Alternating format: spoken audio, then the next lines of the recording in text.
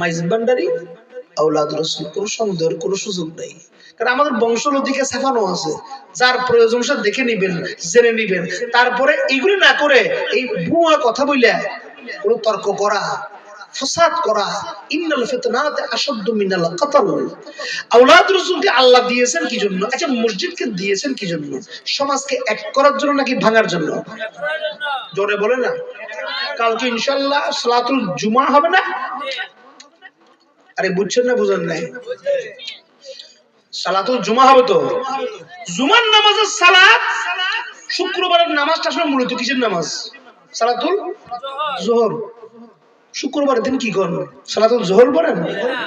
চলো জোহর, চলো জুমা যাই বলেন নাকি জোহর যাই বলেন, প্রত্যেকদিন তো জোহরই করেন, ঠিক কিনা? আর দেখেন মানুষ সব বুঝে, কিন্তু যখন আওলাদ রাসূলের কথা আসে, নবীর বংশের কথা, তখন বুঝে না। সে কি ইমানদার?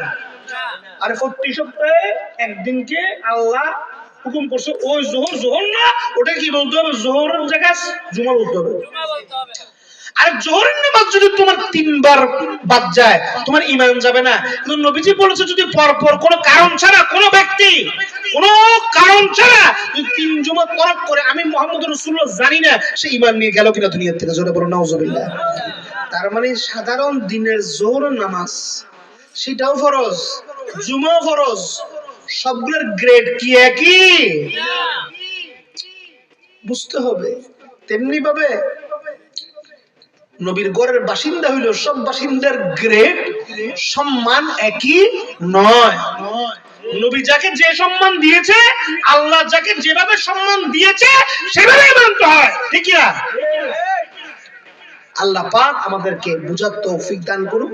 আওলাদ রাসূলের পবিত্র দস্ত মুবারকে যাদের নসিব হয়েছে, নবীজির কাছে যারা 72 জন পুরুষ 3 জন নারী বায়াত সুন্নাহ গ্রহণ করেছে, আল্লাহ পাক তাদের উপরে সাধারণ খুশি না, এমন খুশি হয়েছেন, তাদের জন্য কোরআন আয়াত দিয়ে দিয়েছেন। আল্লাহ পাক বলছেন কোরআন পাক সূরা ফাতরের মধ্যে, ইন্নাল্লাযীনা ইউবাইয়ুনাকা ইন্নামা ইউবাইয়ুনাল্লাহ ইয়াদুল্লাহি ফাওকা আইদিহিম। আজকে যারা আমার নবীর কাছে বায়াত হয়েছে, আমার নবীর কাছে না, আমি আল্লাহর কাছে বায়াত হয়েছে। যারা বলে সুবহানাল্লাহ।